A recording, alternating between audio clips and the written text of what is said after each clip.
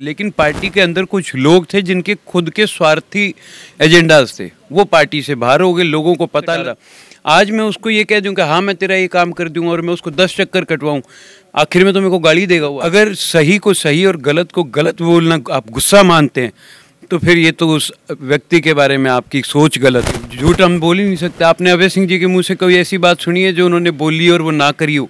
इन्होंने एक नया कानून लेकर के आ रहे हैं कि ये पंचायती ज़मीन को फैक्ट्री वालों को पट्टे पे देने की बात कर रहे हैं, लीज पे देने की बात। एक आदमी बाद में हूँ, मैं पहले किसान का बेटा हूँ, किसान का पोता हूँ। घोटाले बंद कर दो, सरकार के पास पैसा आना शुरू हो जाएगा। अपने घर भरने छोड़ दो, सरकार के खजाने भरो। आप तो अपने खुद के भर रहे हो। लोकदल की सरकार बनने के बाद बुजुर्गों का मान सम्मान बढ़ाने के लिए इसमें और बढ़ोतरी करवाएंगे। हम दोनों तो उन जैसे बनना ही नहीं चाहते। जो उन्होंने कराया है हम वो काम कर नहीं सकते। ना हमने सीखा, ना हमारी सोच वैसी। राज गया था उस समय मेरे ख्याल 7,000 करोड़ रुपए सरकार के खजाने में थे और आज 2 लाख करोड़ से ऊपर हरियाणा प्रदेश कर्जे। एक आदमी वो है जो गांव में जा कर के जनता की बात सुने और जनता की बात को वहीं पे सुने। जनता की आवाज़ सुननी है तो उनके पास जाके, उनके गांव में बैठ के, उनके बीच में बैठ के सुननी पड़ेगी। चंडीगढ़ में बैठ के कोठियों में बातें नहीं। नमस्कार, मैं हूं आपका दोस्त विनोद शर्मा और एक बड़ी अपडेट आपके साथ दोबारा से लेकर के आ गया हूं। दोस्तों, आज मेरे साथ मौजूद हैं इनेलो के युवा नेता हैं और काफ़ी युवाओं के साथ जुड़ के चलते हैं हमेशा।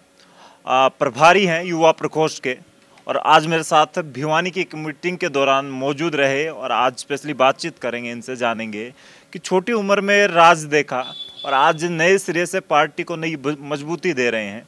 तो किस प्रकार से, पहले तो मैं आपसे यही चर्चा करूंगा, छोटी सी उम्र थी 2004 के दौरान, जब 4 से पहले सरकार रही, तब राज देखा और आज नए सिरे से पार्टी को यूं कहें कि नए पौधे की तरह सींच रहे हैं। तो उस समय को और आज के समय को कैसे देखिए, जिस समय आप कह रहे हैं कि हमने राज देखा, उस समय हमारी जो उम्र थी हम तो स्कूल में थे और सेकंड स्टैंडर्ड से, जब मैं सेकंड क्लास में था तब से ही बोर्डिंग स्कूल में रहा हूँ।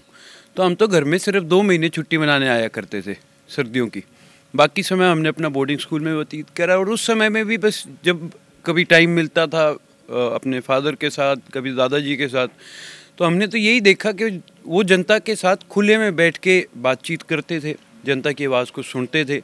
और कई बार मौका मिला दादाजी के साथ, जैसे वो गांव जाके प्रोग्राम करते थे सरकार आपके द्वार के तहत, तो 1-2 बार उनके साथ वहाँ जाने का मौका मिला। हमने तो शुरू से यही देखा है कि अगर जनता की आपको बात सुननी है, जनता की आवाज़ सुननी है, तो उनके पास जाके, उनके गांव में बैठ के, उनके बीच में बैठ के सुननी पड़ेगी। चंडीगढ़ में बैठ के कोठियों में बातें नहीं सुनी जाती। वहाँ से तो फिर आप ये समझ लिए आप आराम कर रहे हैं और जनता को परेशान कर रहे हैं कि वो आपके पास आए, अपनी बात रखे और फिर आप सोच विचार करें। असल मायने में जो हमने सीखा है, राजनीतिक आदमी वो है जो गांव में जा कर के जनता की बात सुने और जनता की बात को वहीं पे सुलझाए। जी, बात करें जिस तरीके से एक युवा होता है, नया बच्चा होता है, चाहे उद्यमी परिवार से बात कर लें, राजनीतिक परिवार से बात कर लें, कुछ बच्चों का मन यूँ होता है कि मैं राजनीति में नहीं जाऊंगा, जैसे हमारी पीढ़ी चल रही है, या फिर कुछ व्यवसायी होते हैं वो नहीं चाहते, वो और फील्ड में जाना चाहते हैं। तो आपके मन में क्या चलता था? पहले से ही राजनीति का सिलसिला, वो चर्चाएं चलती थी परिवार में कि कर्ण और अर्जुन तो राजनीति में ही जाएंगे, या फिर आपका खुद का मन, खुद का फैसला? देखिए, ऐसी कोई बात नहीं थी। हमारे ऊपर हमारे घर वालों ने फैसला छोड़ रखा था कि भाई तुम्हारी मर्जी है, और पहले एक्टिव थे। ये तो राजनीतिक स्थिति देखा कि ऐसी बनी पिछले 2 सालों के।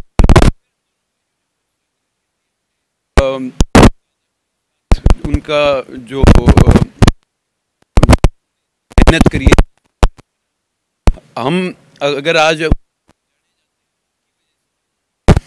तो हमारे पास समय है कि भाई हम उनके इस संघर्ष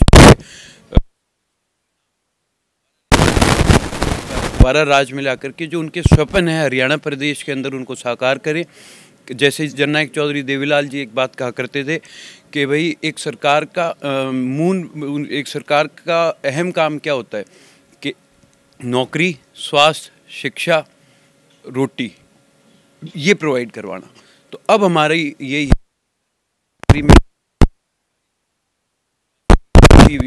स्टेट के अंदर शिक्षा मिले कि पिछले 15 सालों में, 17 सालों में ये जो सरकारें आई हैं, चाहे वो 10 साल कांग्रेस की रही, 7 साल बीजेपी की रही, इन्होंने तो अपने घर भरने के काम किए हैं।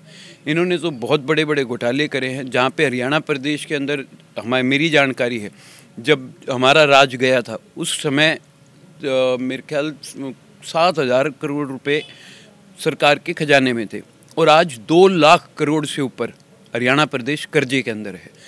तो आप ये देखें कितना बड़ा अंतर है, एक चौटाला साहब का राज था और एक ये 2 पार्टियों का राज है। बात करें, कई बार मैं यूपीएससी जो बच्चे क्रैक करते हैं, अच्छा रैंक लेके आते हैं, उनसे बात करता हूँ तो उनके अड़ोस पड़ोस में ये चर्चाएं चलनी शुरू हो जाती कि अगली बार तेरे को भी प्रेशराइज करना स्टार्ट कर देते हैं घर वाले या अड़ोसी पड़ोसी कि तेरे को भी छोटा मोटा तो रैंक लेके जरूर आना पड़ेगा। और कज़न की बात करें, आज सरकार में है और 2 आपके भाई हैं, कजन हैं, उन लोगों ने कुछ महीने की मेहनत, नई पार्टी बनाई, एक नए पद पर पहुंच गए।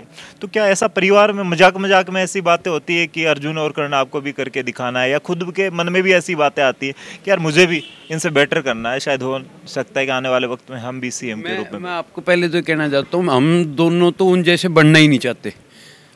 जो उन्होंने कराया है हम वो काम कर नहीं सकते, ना हमने सीखा, ना हमारी सोच वैसी है। उन्होंने जो किया, आप कह रहे हैं कि कुछ महीने, ये उनका बहुत बड़ा गेम प्लान था, वो काफ़ी अरसे से इसमें लगे हुए थे। बस चूक हमसे ये होगी, हमने ज़्यादा भरोसा कर लिया। लेकिन हमारी सोच अलग है, हम जनता के हित के लिए राजनीति में उतरे हैं, हम उन जैसे नहीं हैं और ना कभी बन सकते। बात करें, ये मैंने जैसे कज़न की बात करी, आज वही देवीलाल शुरुआत वृद्धावस्था पे के पोते हैं,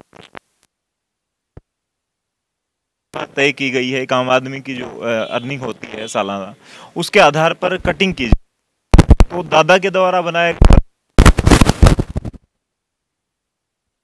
दादा के पोते आज कैसा फील कर रहे हैं और क्या सोचते हैं, कैसे बदला? हमारा शर्म से सर झुका जब हमारे को ये बात पता लगी कि इनकी सोच ऐसी है। हमने ये फैसला कर लिया, इंडियन नेशनल लोकदल की सरकार बनने के बाद बुजुर्गों का मान सम्मान बढ़ाने के लिए इसमें और बढ़ोतरी करवाएंगे। जैसे थोड़ी देर पहले मंच से सुन रहा था, कह रहे थे कि 3100 से शुरुआत होगी और 6000 तक के चलेगी, ये सालाना बढ़ेगा। तो इतना बजट सरकार पर, जैसे सरकार के अभी सरकार हालिया सरकार के लोग कहते हैं कि खर्चा बढ़ता है सरकार के बजट पे, मैं यूं कहता हूं, आप घोटाले बंद कर दो, सरकार के पास पैसा आना शुरू हो जाएगा। अपने घर भरने छोड़ दो, सरकार के खजाने भरो, आप तो अपने खुद के भर रहे हो। बात करें 5 राज्यों के इलेक्शन होने वाले हैं, उसमें इन लोग किस तरीके से, युवा हैं आप लोग, किस तरीके से भूमिका निभाएंगे, डायरेक्ट इनडायरेक्ट? चाहे वर्तमान सत्तारूढ़ पार्टी की गिराने की बात हो, हर पार्टी प्रयास करती है कि उनकी सरकार बने, तो कैसे प्रयास करेंगे? वहां पर पार्टी इलेक्शन लड़ेगी या किसी के साथ, जैसे अकाली दल कई बार दिखाई देता है आपके साथ मंचों पर आपका सपोर्ट करते हुए, तो पंजाब में आप सपोर्ट करेंगे या फिर किस तरीके से चुनाव लड़ेंगे आप? जी, जो भी जिस भी राज्य में कोई भी दल अगर हमारे को आमंत्रित करेगा बीजेपी के खिलाफ प्रचार के लिए, हम वहाँ ज़रूर जाएंगे। और युवा विंग भी तैयार है, पार्टी हाईकमान जो आदेश करेगी हम उसकी पालना करेंगे। करण भाई, मैंने देखा है आपके परिवार से किसान आंदोलन चल रहा था, फैमिली की डॉक्टर हैं आपके घर, वो खुद नई नवेली दुल्हन और फिर पब्लिक में किसानों के बीच उतरी। आंदोलन तो खत्म हो गया, लेकिन बातें चल रही हैं कि बीजेपी ने किसान इस आंदोलन को इसलिए वापस लिया है कि पंजाब इलेक्शन है, यूपी इलेक्शन है, या फिर कैसे देखते हैं कि अब इलेक्शन से दूसरी पार्टियों पर, आपकी पार्टी पर या फिर बीजेपी पर कितना असर पड़ेगा? जी देखिए, मैं इसके ऊपर कोई ज़्यादा टिप्पणी नहीं करूँगा। आंदोलन अपनी जगह है, तभी हमने इस आंदोलन के चलते कोई राजनीतिक कार्यक्रम नहीं करे। हमने इस आंदोलन को मजबूत करने के लिए अपने संगठन के जितने भी हमारे, चाहे कार्यकर्ता थे, चाहे हमारे पदाधिकारी थे, चौटाला साहब ने उन सबको आदेश कर दिया था कि राजनीतिक बात कोई नहीं करेगा, अब सिर्फ और सिर्फ इस आंदोलन को मजबूत करने में लग जाओ। ये हमारे लिए जीने मरने का सवाल है, ये देश की जनता के लिए जीने मरने का सवाल है। तो हमने तो आंदोलन को मजबूत करने के लिए सक्रिय होकर के, पूरे परिवार ने इसमें योगदान दिया, पूरी पार्टी ने इसमें योगदान दिया। और हम ये नहीं कहते कि हम इसमें कोई राजनीतिक फायदे के लिए गए थे, ना हमारे को इससे कोई राजनीतिक मतलब है। हरियाणा कई बार त्योहारों पर, बड़ी चाहे दीपावली की बात कर लें, तब कहा जाता है किसी से लेन देन हो तो आओ यार इसको नए सिरे से शुरू कर लेते हैं या फिर नया पुराना कर लेते हैं। तो जैसे इलेक्शन हुआ इलाहाबाद, आंदोलन के कारण इस्तीफा दिया, क्या मन में था कि दोबारा से नए वोट? बात करूं आंदोलन परिवार को, आपकी पार्टी को? किसानों का दिल तो अभय सिंह जी ने उसी दिन जीत लिया था जिस दिन इस्तीफा दे दिया था, सही मायने में तो। और जैसे मैंने आपको कहा, हमने इस्तीफा कोई राजनीतिक लाभ के लिए नहीं दिया था, हमने किसानों के लिए दिया था, क्योंकि उन्होंने इस बात की मांग करी थी कि जो इस्तीफा दे करके आएगा वही ये मंच साझा कर सकता है। अभय सिंह जी ने बोला कि ठीक है, मैं राजनीतिक आदमी बाद में हूँ, मैं पहले किसान का बेटा हूँ, किसान का पोता हूँ, तभी उन्होंने इस्तीफा दे के वो मंच साझा किया था। हरियाणा में पंचायत इलेक्शन होने तो कई दिन पहले स्टे वगैरह चल रही हैं, कई बातें चल रही है, नए सिरे से दुष्यंत सरकार और बीजेपी सरकार बदलना चाहती है, कुछ नए नियम लेके आई। तो इलेक्शन होंगे तो इनेलो पार्टी किस तरीके से नए कैंडिडेट उतारेगी, रहेंगे इनेलो की तरफ? जी, सरपंची के चुनावों के बारे में अभी मैं फ़िलहाल कोई टिप्पणी नहीं करूंगा, क्योंकि ये तो पार्टी फैसला करेगी किस प्रकार से हम ये चुनाव लड़ेंगे। लेकिन हाँ, ये ज़रूर बताना चाहूँगा आपके माध्यम से कि सरकार ये चुनाव इसलिए डिले कर रही है क्योंकि इन्होंने एक नया कानून लेकर के आ रहे हैं कि ये पंचायती ज़मीन को फैक्ट्री वालों को पट्टे पे देने की बात कर रहे हैं, लीज पे देने की बात कर रहे हैं, और किस प्रकार से पंचायती ज़मीन को बेच रहे हैं। अब इन्होंने हर चीज़ को, बड़े उद्योगों को बेचने का काम किया। बात करें घर वापसी, एक शब्द कई बार सुनाई देता है, कई नेताओं के द्वारा, बीजेपी के भी सुनाई देता है। तो घर वापसी उन कार्यकर्ताओं की जो कि पहले इनेलो में थे, फिर नई पार्टी बनी, जेजेपी में चले गए या दूसरी पार्टियों में भी चले गए, यूं लगा कि परिवार बंट सा गया है। तो अब दोबारा से मैंने मंच से ही सुना, कुछ नेता कह रहे थे आपकी वापसी आनी स्टार्ट हो गई है उनकी, तो बड़े नेता भी आने के संकेत हैं, कोई ऐसा कोई आएगा? बिल्कुल, कई पुराने कार्यकर्ता भी, और सिर्फ पुराने कार्यकर्ता नहीं, कई ऐसे लोग जो काफ़ी सालों से दूसरे संगठनों से जुड़े हुए थे, अब उनका वहाँ से मन हट चुका है। ऐसे ऐसे काम इन सरकारों में करे उन्होंने, या ऐसे ऐसे फैसले उन संगठनों ने लिए, तो उनके पुराने कार्यकर्ताओं का भी मन उन संगठनों से उठ चुका है, वो भी आ रहे हैं। और कई अलग अलग विभिन्न नेता भी आएंगे अलग अलग संगठनों से निकल करके। राजनीति में व्यक्ति नहीं होता तब बड़ी बड़ी बातें करता है, और राजनीतिज्ञों के बारे में भी कई सारी बातें कर देता है। आम आदमी कैसा वहाँ का माहौल होता है? आप नए नए आए, 2 साल लगातार आप देख ही रहे हैं, 2-3 साल प्रवेश हो चुका है, तो राजनीतिक कैसा सिस्टम है, कैसे इसको मैनेज हो रही है और कैसी होनी चाहिए? जी, राजनीति के बारे में इतना लंबा चौड़ा तो कोई सिस्टम है नहीं। हम तो इसको ये मानते हैं कि आप जितना लोगों के बीच में जाओगे, लोग उतना आपसे जुड़ेंगे। झूठ बोलना जरूरी नहीं होता। मैं झूठ हम बोल ही नहीं सकते। आपने अभय सिंह जी के मुंह से कोई ऐसी बात सुनी है जो उन्होंने बोली और वो ना करी हो? कोई चौधरी ओम प्रकाश चौटाला जी के मुंह से ऐसी बात सुनी है जो उन्होंने बोली है उन्होंने ना करी हो? तो हम उनके नक्शे कदमों पे चलने वालों में से हैं, जो बोलेंगे वही करेंगे, जो नहीं कर सकते वो बोलेंगे नहीं। कई बार कहते हैं सच्चा होता है वो कड़वा भी होता है, और चौटाला कई बार, चौटाला परिवार से अब 2 नए युवा आए हैं, उनका किस प्रकार का व्यवहार रहता है, और जब कोई गुस्से वाली बात हो जाती है तो किस प्रकार से मैनेज करते हैं अब, या फिर उसी तरीके से वो अभय जी की तरह ही?